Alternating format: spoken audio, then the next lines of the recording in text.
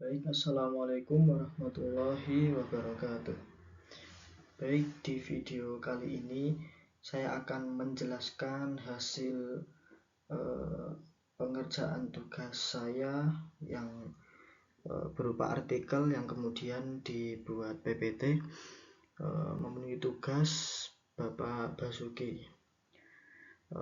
Judul dari artikel saya yaitu analisis pemikiran Muhammad Atia Al-Abrosy mengenai pendidikan Islam dan dampaknya pada kebangkitan Islam dalam kitab At-Tarbiyah Al-Islamiyah wa Falsatuha.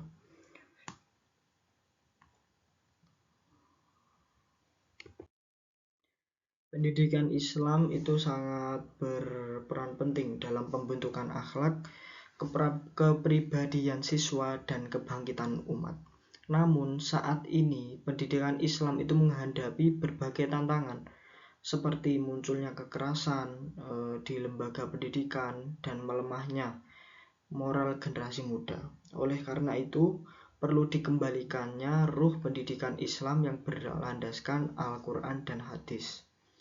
Pemikiran Muhammad Atia Al-Abrosy menjadi relevan karena menekankan bahwa pendidikan Islam tidak hanya untuk menambah ilmu, tetapi juga untuk mensucikan jiwa dan membentuk akhlak mulia sebagai dasar kebangkitan peradaban Islam.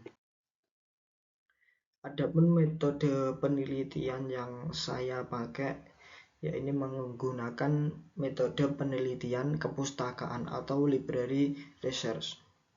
Sumber utama dalam penelitian saya ini adalah kitab At-Tarbiyah Al-Islamiyah wa Falsatuha karya Muhammad Atia Al-Abrosy. Sedangkan sumber sekunder dalam riset ini adalah artikel yang terkait dengan pemikiran tentang pendidikan Islam dan dampaknya pada kebangkitan Islam. Langsung saja. Pendidikan Islam sebagai sarana pembentukan akhlak dan kepribadian umat. Menurut Muhammad Atia Al-Abrosy dalam kitabnya, tujuan utama pendidikan Islam bukan semata-mata penguasaan ilmu, tetapi juga pembentukan akhlak yang luhur serta pensucian jiwa. Pendidikan menurutnya itu harus melahirkan manusia yang beriman, berakhlak baik, dan bermanfaat bagi masyarakat di sekitarnya. Jadi pendidikan Islam itu yang paling pokok adalah tidak hanya ilmu namun juga pembentukan akhlak. Adapun pembentukan akhlak itu dimulai berangkat dari orang tua, peran guru dan orang tua. Guru berfungsi sebagai membimbing di sekolah, kalau orang tua itu membimbing anak di rumah. Jadi kolaborasi keduanya itu bisa menciptakan sinergi yang bisa menanamkan nilai moral dan karakter Islami. Dalam prosesnya itu tentunya guru dan orang tua itu menerapkan keteladanan atau uswah hasanah. Jadi perilaku guru dalam ucapan, tindakan, dan sikap itu menjadi cermin yang bakal ditiru siswa dan juga menumbuhkan kesadaran moral yang kuat. Adapun fondasi kebangkitan, pembinaan akhlak kuat menjadi dasar utama kebangkitan umat. Kemajuan ilmu teknologi bermakna jika diiringi moralitas luhur. Yang selanjutnya, pendidikan Islam sebagai pendorong kemajuan ilmu dan pemikiran kritis. Menurut Muhammad Atia Al-Abrosy dalam kitabnya, Islam adalah agama yang sangat menghargai ilmu pengetahuan. Ia menegaskan bahwa kebangkitan Islam tidak mungkin terwujud tanpa semangat menuntut ilmu. Karena itu, pendidikan Islam itu harus menanamkan rasa cinta terhadap ilmu, terhadap generasinya, berpikir kritis, semangat mencari kebenaran sebagai bentuk ibadah kepada Allah. Integrasi ilmu nilai dan ilmu. Menggabungkan nilai keislaman dengan ilmu modern itu menjadi kunci kemajuan. Ilmu yang dikembangkan dengan etika dan spiritualitas menciptakan keseimbangan antara kemajuan intelektual dan kemanusiaan. Generasi berpengaruhan. Lahirnya ilmuwan yang tidak hanya cerdas tetapi bermoral dan berakhlak mulia. Sejarah menunjukkan puncak kejayaan Islam tidak terlepas dari lembaga pendidikan berkualitas. Jadi pentingnya pendidikan Islam itu harus bisa mendorong generasinya untuk mempunyai pemikiran yang kritis. Dengan itu kebangkitan Islam akan muncul dari pendidikan tersebut. Jadi tergantung pendidikannya, mau ada kemajuan apa enggak. Yang selanjutnya, pembaruan pendidikan Islam. Kebangkitan Islam di era modern itu bergantung pada pembaruan sistem pendidikan berbasis nilai keislaman. Pembaruan mencakup penanaman semangat menuntut ilmu, pengembangan berpikir kritis, dan pembentukan akhlak mulia. Yang pertama, adaptasi tanpa kehilangan jati diri. Sistem integratif menggabungkan ilmu agama dengan ilmu modern secara seimbang agar peserta didik cerdas, intelektual, dan teguh iman. Jadi di zaman modern, di era modern itu tentunya kita tidak hanya berpacu kepada pendidikan model kuno, tetapi itu harus ada pengkombinasian antara pendidikan zaman dahulu dengan yang di situ kita ambil nilai-nilainya yang diintegrasikan dengan pendidikan zaman sekarang yang di situ ilmunya dibutuhkan.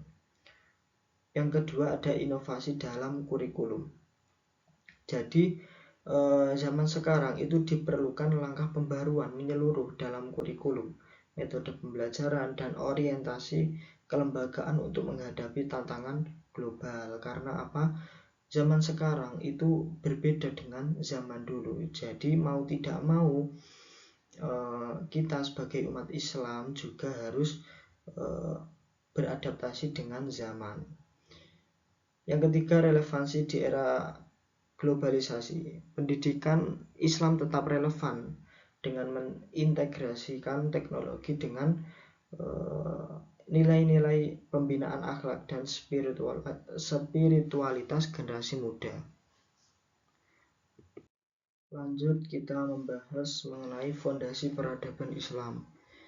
Pendidikan merupakan fondasi yang menentukan bangkit atau runtuhnya peradaban. Ilmu dan akhlak harus berjalan beriringan. Karena apa? Karena ilmu tanpa moral itu bisa menjerumuskan, sedangkan moral tanpa ilmu itu tidak bisa membawa kemajuan. Adapun fondasi-fondasi tersebut itu terdiri dari berbagai kriteria. Adapun yang pertama yaitu mencakup warisan lembaga pendidikan seperti pondok pesantren, masjid, dan madrasah yang di sini membangun tradisi keilmuan. Pesantren dan madrasah di Indonesia itu salah satunya menjaga nilai keislaman, tempat peradaban yang di situ tentunya sambil beradaptasi dengan zaman. Yang kedua, keseimbangan nilai dan pembaharuan. Kemajuan pendidikan Islam itu bergantung pada keseimbangan antara pelestarian nilai spiritual dan keterbukaan terhadap pembaruan inovatif. Yang ketiga, pembentukan karakter berkelanjutan. Jadi pembentukan akhlak itu tidak instan, melainkan melalui pembinaan, pembiasaan, dan keteladanan secara berkala dan terus-menerus. Lembaga pendidikan itu salah satu menjadi wadah penanaman nilai moral dan sosial yang paling berpengaruh. Adapun di zaman sekarang itu ada tantangan adaptasi modern. Kemunduran pendidikan Islam tidak hanya karena faktor politik, namun juga disebabkan kurangnya kemampuan beradaptasi terhadap perubahan zaman.